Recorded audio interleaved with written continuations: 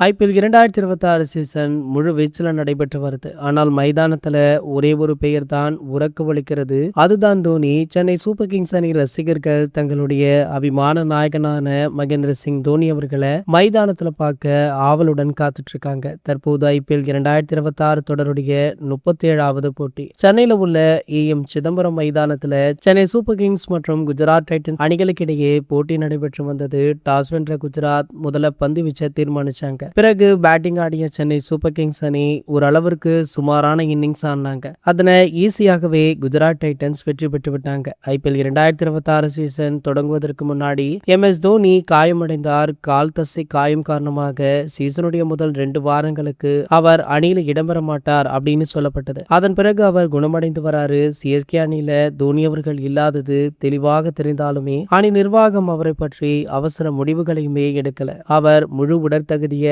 அடைந்த பின்னரே அவரை களத்திற்கு அழைத்து வர முடியும் அப்படின்னு சொல்றாங்க. ஆனால் கடந்த 2-3 சீசன்களாகவே தோனி அவர்கள் அவருடைய முழங்கால பிரச்சனையை வைத்துக் கொண்டுதான் விளையாடினார். இந்த முறை மட்டும் ஏன் இப்படி இல்ல தோனி அவர்கள் வரவே மாட்டாரா அப்படின்னு பல கேள்விகளுமே இருந்துட்டு இருந்த நிலையில தோனி அவர்களுக்கு மீண்டும் காயம் அப்படின்னு சொல்லி CSK நிர்வாகம் புது உருட்ட ஒண்ணு உருட்டுறாங்க. சோ இந்த நிலையில பாத்தீங்கன்னா தற்போது தோனி அவர்கள் ஒரு சில பிராக்டிஸ்ல மட்டுமே ஈடுபடுறாரு. அதுல மட்டும் தோனி அவர்கள் எப்படி நன்றாக விளையாடுறாரு, ஏன் போட்டியில சேர்க்க மாட்டீங்க அப்படின்னு பலவிதமான விமர்சனங்களுமே CSK மீது விழுந்துட்டு இருக்கு. இதற்கெல்லாம் தோனி அவர்களே பதிலளிப்பாரா இல்ல மறைமுகமாக இந்த சீசனோடு விடை பெற்று விடுவாரா அப்படின்றது போக போகத்தான் தெரிய வரும். இது போன்ற செய்திகளை பத்தி நீங்க உடனே தெரிஞ்சுக்க நம்மளுடைய சேனலை மறக்காம சப்ஸ்கிரைப் பண்ணிக்கோங்க.